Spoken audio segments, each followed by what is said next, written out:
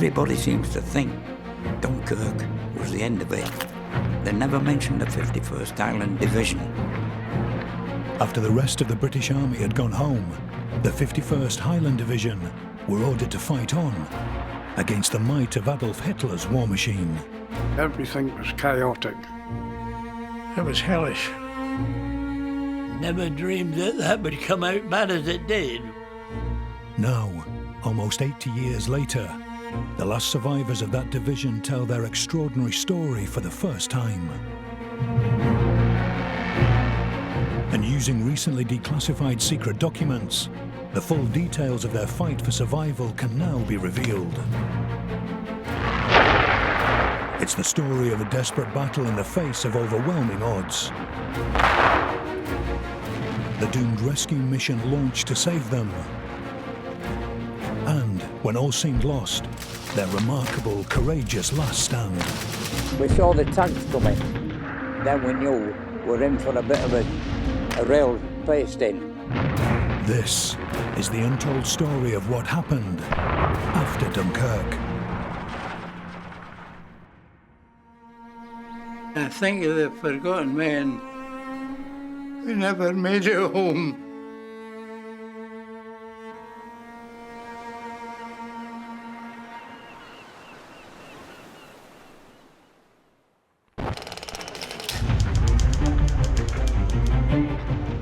In January 1940, the 20,000 men of the 51st Highland Division had arrived in France. They were there as part of the British Expeditionary Force, or BEF, 500,000 British soldiers sent across the Channel to help the French army defend against a possible German invasion. Well, we were going to serve our country. As young men at that age, you're full of brag, full of wind if you like. Our feeling was that it'd be short. We'll show them when we get there, and that would have been the end of it. It said it'd be over by Christmas. Didn't say which year, though. In April, the 51st Division was separated from the rest of the BEF. They were put under the command of the French army and sent to help defend the Maginot Line.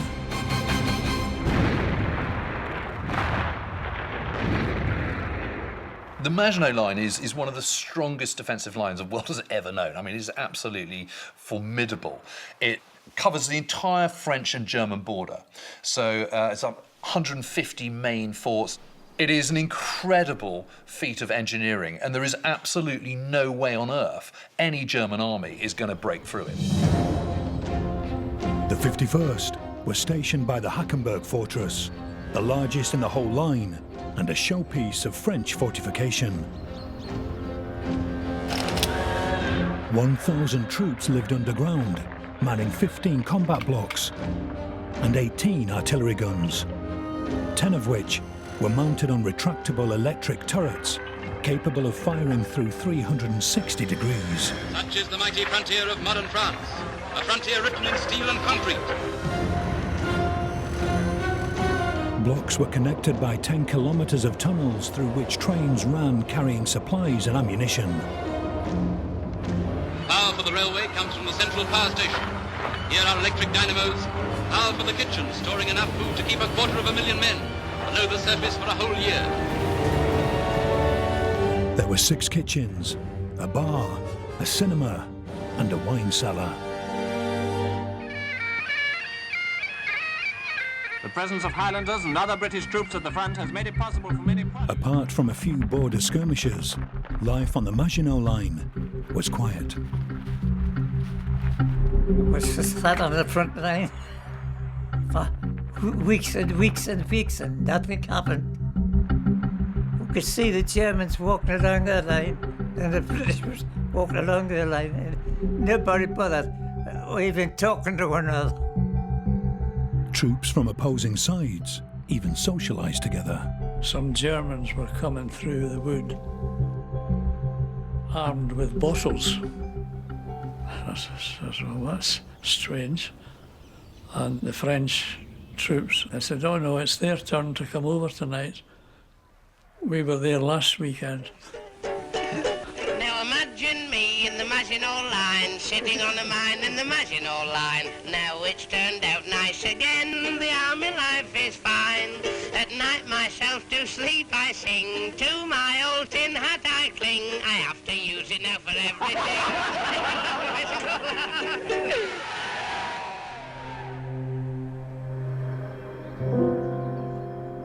To be honest, it was a thrill being there, but never dreamed that that would come out bad as it did.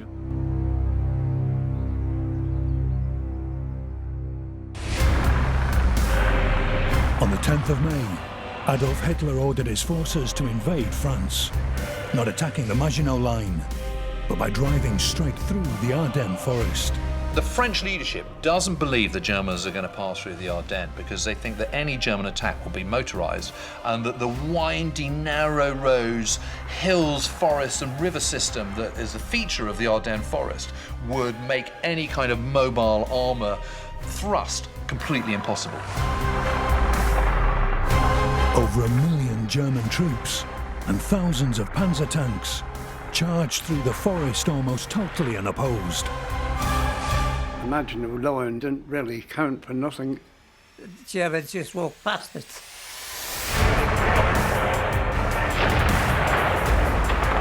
German forces cut a devastating swathe right through the centre of France, overwhelming Allied defences with the speed and strength of their combined attack. With a massive German force also invading through Belgium, the bulk of British forces were quickly encircled. And of course the British get caught in this massive pocket in northern France, which just diminishes and diminishes and diminishes until there is no alternative but to retreat, the vast bulk of them, evacuate them from Dunkirk.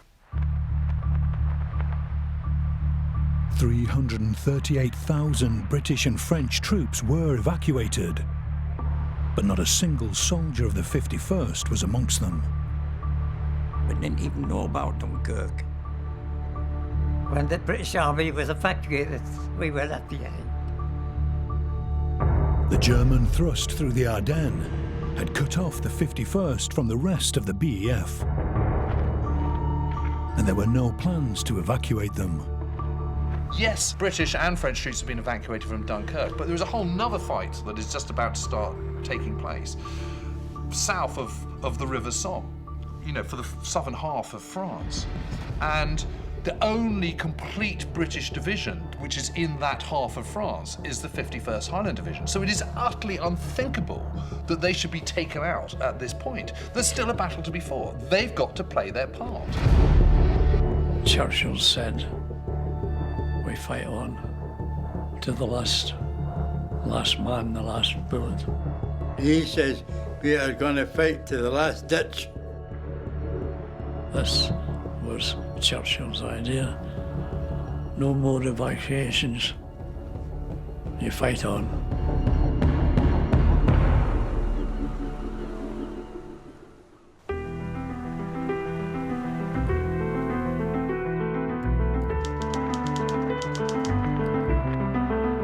The day after the Dunkirk evacuation ended, the papers celebrated a miracle and the country rejoiced at having brought its army home.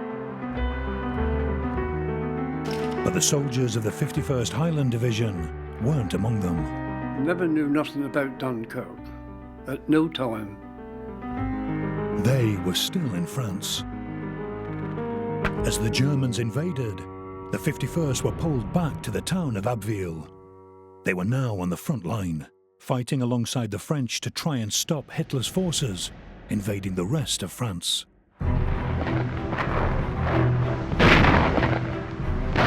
The next thing we knew, we were dragged back up to Abbeville, and that's the first really big battle we had.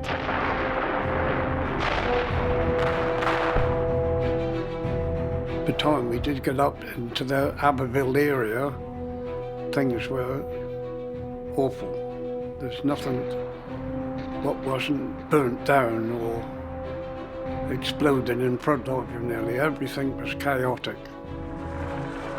Abbeville was literally shattered. were fighting in every back street. We were just going back from one street to another, and the Germans were following. And the whole place was a mess. The next thing we saw was a crowd of Frenchies running across in front of us, shouting La Boche, La Boche. That's when the tanks were coming. They just stormed off, and we were left holding it. I was bloody scared. You tell me anybody that wasn't.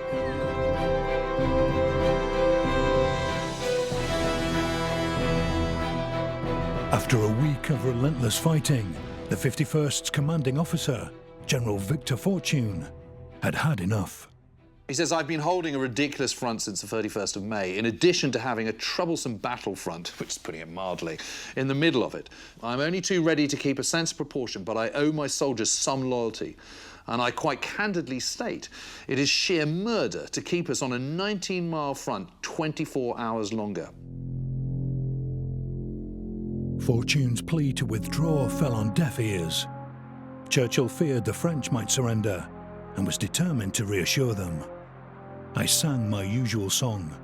We would fight on, whatever happened. It is vital that the French keep fighting, but it is also absolutely vital that the British are seen to support their ally. You're there to save the French, and you fight until the last, and you're the last out. The 51st's mission was now clear. Fight on with the French and survive as long as possible. The French campaign is going to only end one way. It is not a question of if, it is a question of when the French capitulate. And from the British perspective, it is vital that the French capitulate as far down the line as is humanly possible. On the 6th of June, Abbeville fell to the Germans. The 51st and their allies from the French 9th Army were now being forced back from one defensive line to another, suffering the full ferocity of the Nazi onslaught. Along the road, there was all civilians who had been machine gunned from the air. There was bodies, children, women, men, loads of them. The Stokers, it was the bombs that dropped. They used to scream as it came down, the bomb, and then explode. Their tanks we thought was battleships. They were attacking with the tanks, shell, the artillery. It was getting worse and worse. We're losing men all the way.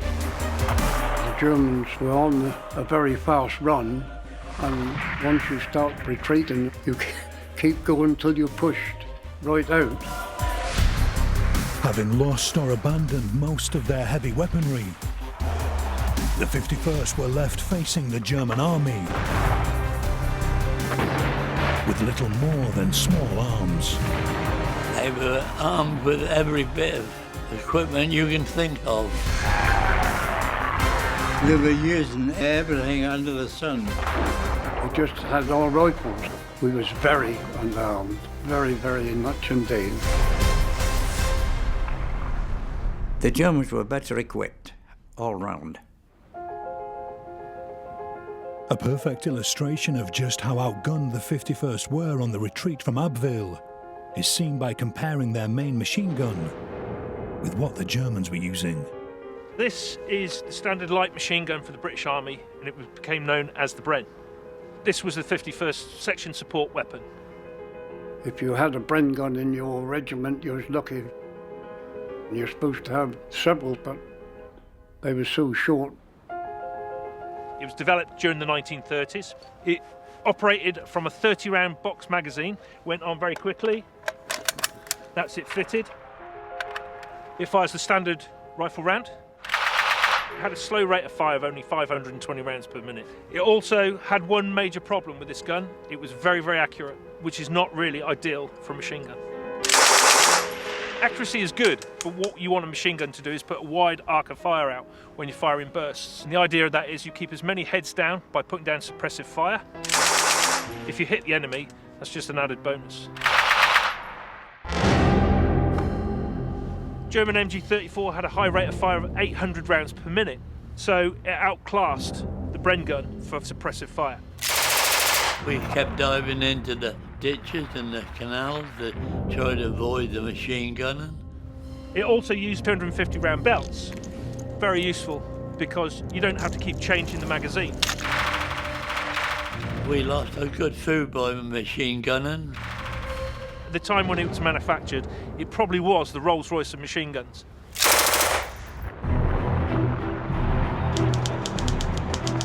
By the 8th of June, as well as being outgunned, the 51st were now being outmaneuvered to the east by General Erwin Rommel. What Rommel manages to do with his 7th Panzer Division is break through and thrust southwards, and he actually does 60 miles in one day. I mean, it's an extraordinary speed. Still under orders to stay with the slower French forces, General Fortune and the 51st Highland Division were unable to move fast enough to outrun Rommel.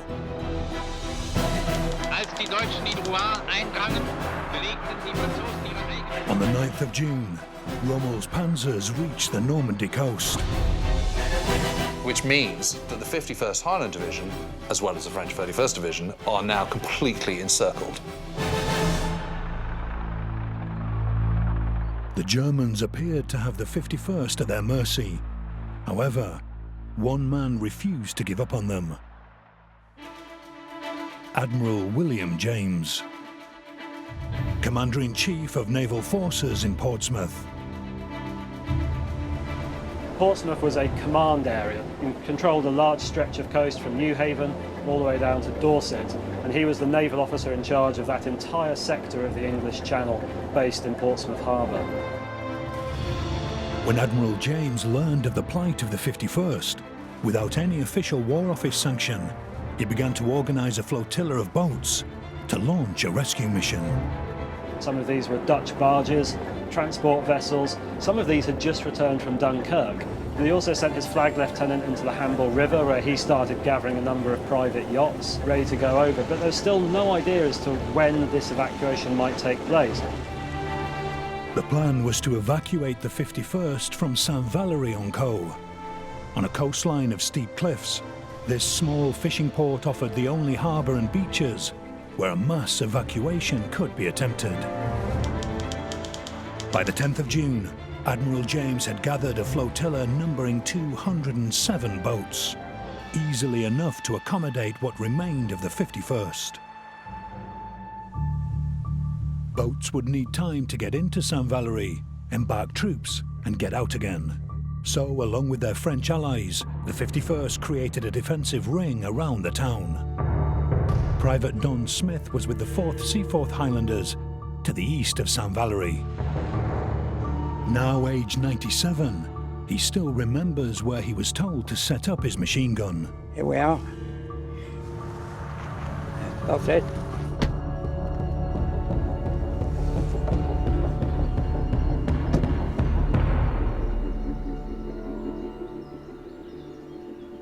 Orders were, hold this line, right across these fields. We're talking 3 battalions at least, men stretched across, what was left of us anyway. And we were looking for the enemy coming towards us.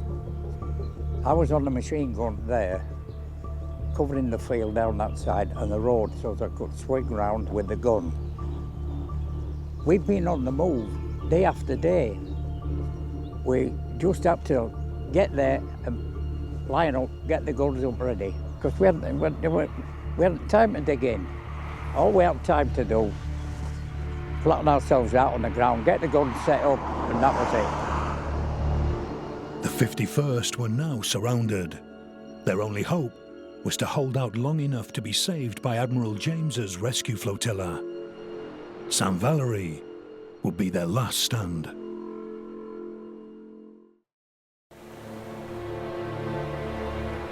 By the morning of the 11th of June 1940, a flotilla of 207 boats was under fire off the coast of France. They were there to launch a Dunkirk-style rescue of the 51st Highland Division.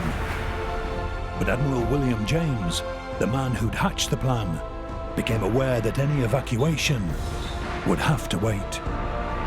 With the Luftwaffe overhead and with enemy shore batteries being established along the cliffs on either side, he recommended that no evacuation should be attempted in the daylight hours.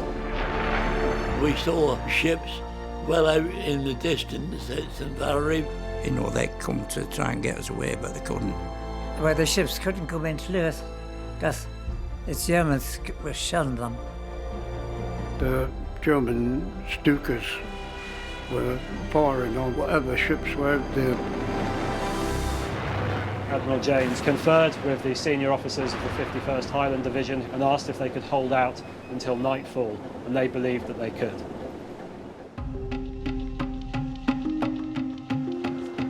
"18-year-old Private Don Smith was part of the defensive perimeter set up around St. Valery to try and hold out till nightfall. He was lying in a field, manning a Bren gun. You were apprehensive what was going to happen to you and your mates. But we had to concentrate on what was doing. Alongside Don were two of his best mates, Bernard Finn and Edward Nobby Clark. At the end of 38 and beginning of 39, I took a photograph of my friends at Fort George, stood at the side of a German gun captured in the First World War. And these lads were my pals. Two went to school with me, and the others were local lads. And we decided when war broke out and we were going across, before we went across to France, that if we all survived, we would try and meet up at the cenotaph each year. Waiting for the German attack, Commanding Officer General Victor Fortune tried to raise spirits, telling his men salvation was at hand. Clearly, he's still full of fighting zeal and defiance and believes that the division can still be saved. He says that, the Navy will probably make an effort to take us off by boat. Perhaps tonight, men may have to walk 5 or 6 miles. The utmost discipline must prevail. So it's, come on, chaps, just one last effort. You can do it. You haven't let me down yet. Admiral James's flotilla is waiting just off the shore. You can see that he absolutely believes that, they will be rescued, they will be saved, and they will live to fight another day. What no one knew was that in attempting to evacuate them from St. Valery's beaches, Admiral James was disobeying the orders of his superiors. He received a message from the Admiralty saying that the War Office stated that there would be no evacuation off of the beaches, but James wasn't convinced, and so he said that he would keep his plan of assembling all available transports and small craft in the possible evacuation area. Ignoring the War Office, James kept his flotilla off St. Valery. He knew how desperate the 51st's position now was. The lads were tired, worn out. Ammunition was very sparse.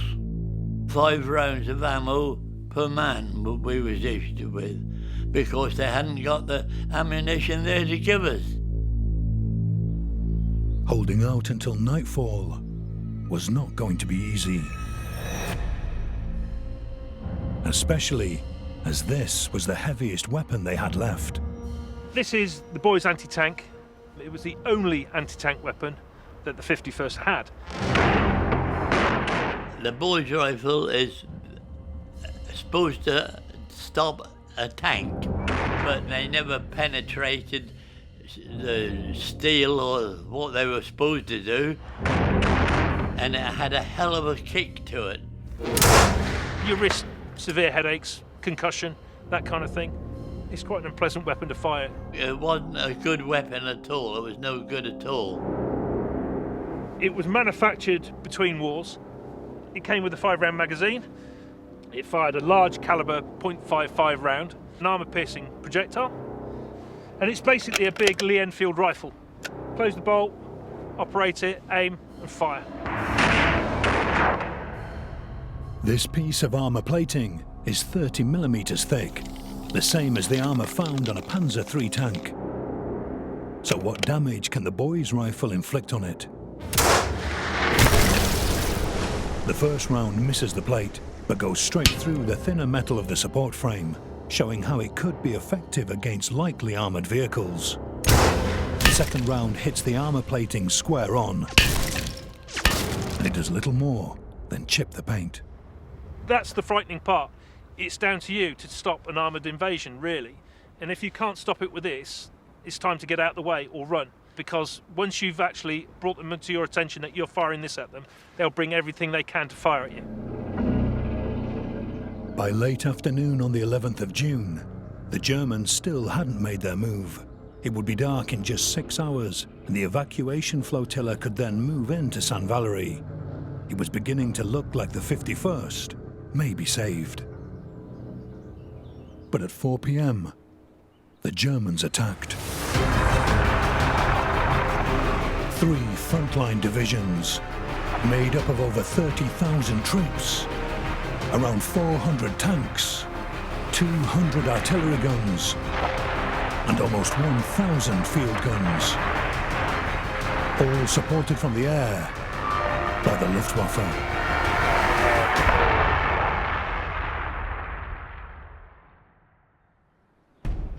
We saw the Germans coming across. First of all, it was the infantry seemed to be coming. And when we opened fire, they slowed down, they stopped them. But the next minute, we saw the tanks coming. They must have felt that they needed some heavy stuff to get into us. And I would say probably about 30 tanks spread across, coming across. Then we knew we're in for a bit of a rail pasting. And then they started advancing again.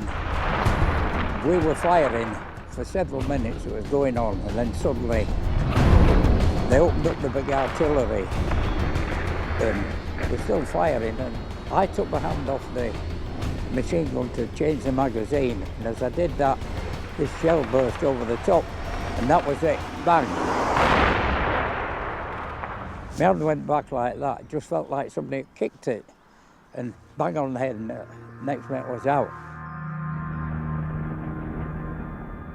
Don had a finger blown off. He suffered bad shrapnel wounds to his head and back, and was knocked unconscious. Lying alongside Don when the shell exploded were his best mates Bernard Finn and Edward Nobby Clark. I didn't know at the time, but they were killed outright, and I was a fortunate one. They were at either side of me, and they were killed outright. I was very fortunate. The man upstairs looks after me. Unconscious, Don was evacuated up to a makeshift first aid post on the cliffs above St. Valery. First aid post was at base. Lads lying on the floor, some on stretchers. And as soon as you went in, there hadn't enough morphine or anything like that to help the lads. And they just, give that man a fag. I'd never smoked in my life, but that was, give that man a fag. By now, the Germans had broken the defensive ring. Some of the 51st made a desperate bid to reach the beach in hope of rescue. Some people attempted to escape. They were on the edge of the cliff. It was a 300-foot drop. They fixed their rifle belts together and lowered themselves down the cliff. Now, when they got to about 20 feet from the bottom, that was as far as the belts went. So they had no option but to drop. Now, some dropped onto the sandy beach, which broke their fall, but others fell onto the rocks and were killed outright.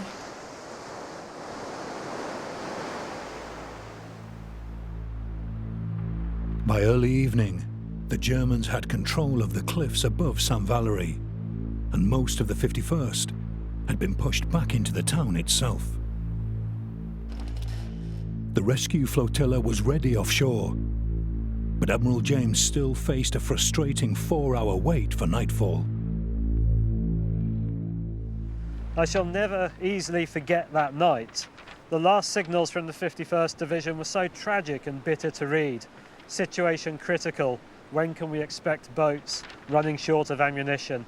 And I could do nothing. Back on shore, Rommel thought the game was up. Between 1800 and 1900, 6 p.m. and 7 p.m, a Frenchman arrives at Divisional HQ. He'd been captured and was sent in by the Germans to demand surrender by 2000. Otherwise, a fresh attack would be launched. He was sent back to say that we had no intention of surrendering.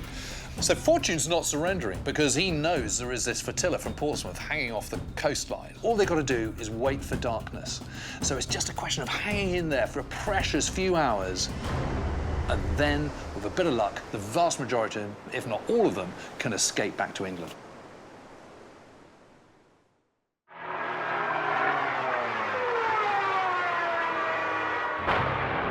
When Rommel learned that his surrender request had been rejected, he ordered San Valery to be pounded.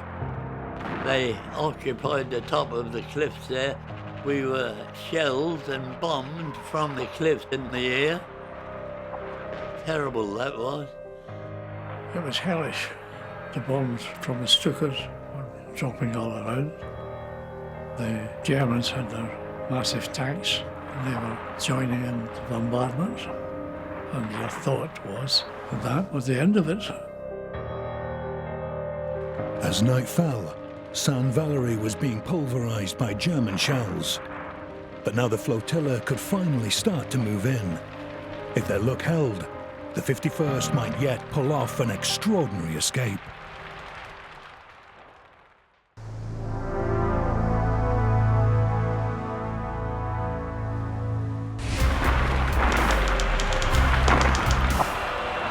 The German bombardment of San Valery on Caux continued all night. The whole place was on fire everywhere. Everywhere was burning. Going into St Valery, you could see the tracers going through the air. If you had your head up a bit too high, unfortunately some of them passed away that way. The Stukas were diving down.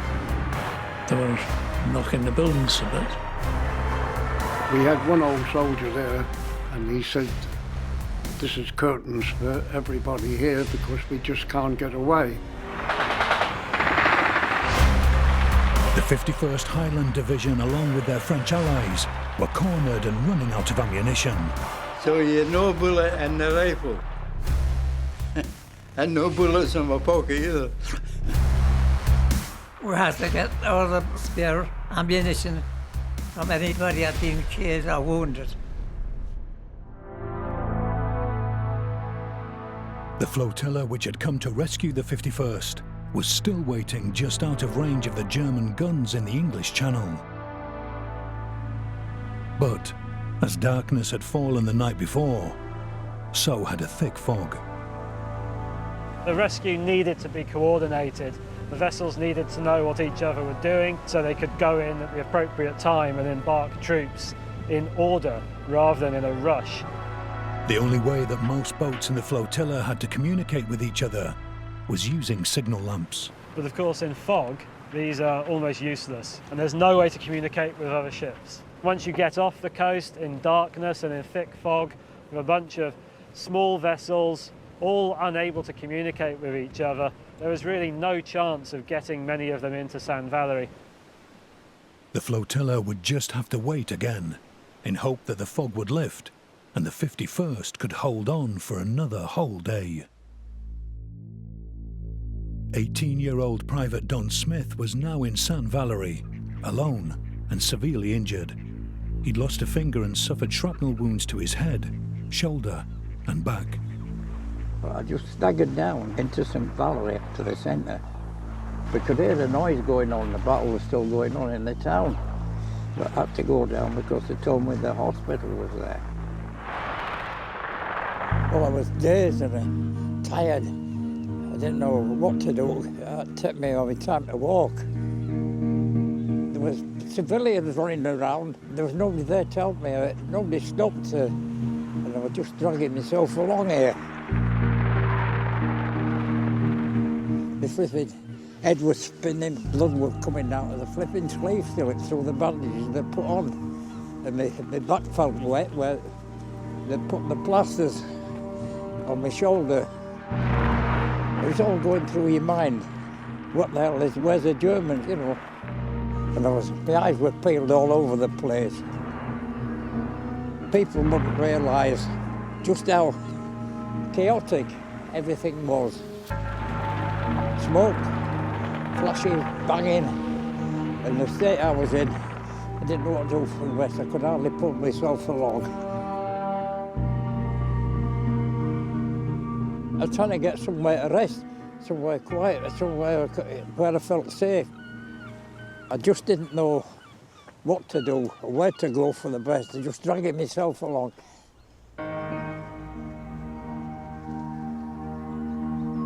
There was a chateau, and I managed to get into the grounds there, and there was a fountain with a little angel in the middle and the water coming out. This is where I just parked myself. I got down that side here. I just sat down and I thought I'd get a splash of water, freshen myself if I could with this hand. The water was it wasn't green. I wouldn't have been bothered there, like, you know, and the fountain was working at the time. But I couldn't even manage that. I get here and had enough and just passed out here, just sat, and then nothing.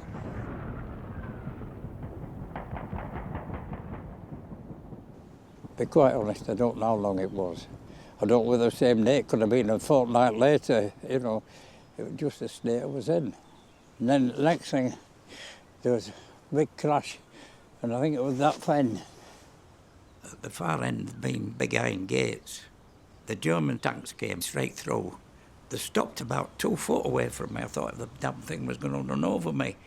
Anyway, they stopped.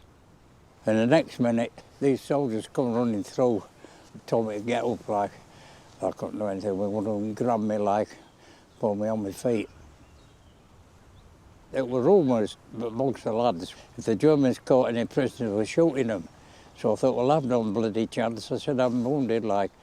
And then the German officer, high rank, spoke perfect English. And he came across, he said, "How old are you, son?" I said, "Bloody old enough to fight you bees." And he looked and he smiled, like. He said, "For you, the war is over." Not far away, the war was also ending for the rest of the 51st and their French allies. 08:15 hours, a white flag was seen to be fluttering from the steeple of a church about 100 yards from the divisional headquarters. Just 100 yards, I mean, that's no distance at all. Orders were at once issued for the flag to be hauled down and for the discovery and arrest of the person who'd hoisted it. This proved to be a French officer who told Fortune that the French had indeed capitulated. Incredibly, despite the French surrender, General Fortune resolved that the 51st would continue to fight. I've informed the French Corps commander that my policy is that I cannot, repeat, not comply with his orders until I am satisfied that there is no possibility of evacuating by boat any of my division later. You know, he's clutching at straws at this point, but what a desperate note to write. Eventually, though, at 10:34 a.m., after a volley of shells narrowly missed his headquarters, even Fortune was forced to admit defeat. In Saint-Valery, hier wurden wesentliche Teile der französischen Nordarmee eingeschlossen. General Fortune, or as some of the lads used to nickname him, Misfortune at that time, he had to surrender.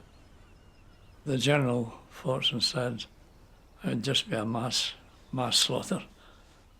So they decided to surrender, to save the lives of some of the people. Rommel himself accepted the surrender from General Fortune. I remember General Fortune, he sat on the bank and tears rolled down his face. It was broken-hearted General Fortune, who was taken a prisoner with us, but he was the one who gave the order for the 51st to surrender because there was no suit you for it. When news of the surrender reached the flotilla later that day, Admiral James was devastated. Writing a few days afterwards, he said, "A sad and disappointed man writes to you tonight. The 51st Division, one of our very best, are prisoners of war." 11,000 soldiers of the 51st were taken prisoner. They would spend the rest of the war as POWs and not return home until 1945. There were 5,000 injured and over 1,000 killed. The 51st Highland Division was practically wiped out. Their courage and sacrifice never received any official recognition, and no campaign medal has ever been awarded. They never even showed any appreciation, did they, from the War Office in England for all those who were left behind. On the cliffs above Saint Valery-en-Caux, there is one memorial to the bravery of the 51st. Bravery which had a profound and lasting effect on one Frenchman who fought alongside them. General Charles de Gaulle, who led the Free French, led the fight, the continued fight of the French. In the speech he made in Scotland in 1942, he put, "For my part, I can say that the comradeship of arms between the French Armoured Division, which I had the honour to command, and the gallant 51st Scottish Division under General Fortune, played its part in the decision which I made to continue the fight at the side of the Allies, to the end, come what may."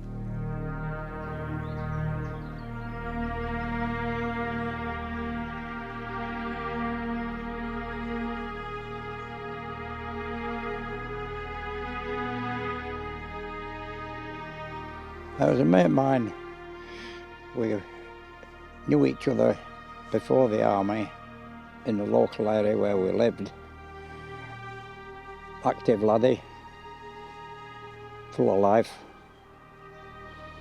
Funny lad at times. Times he could be the opposite, but a great friend. Great pal. We always agreed to stick together, no matter what, through thick and thin. And we did. Bless him.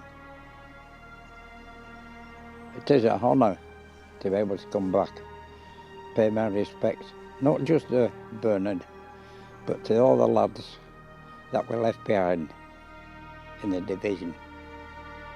None of Don's friends from the photograph he took in Scotland before the war ever made it home.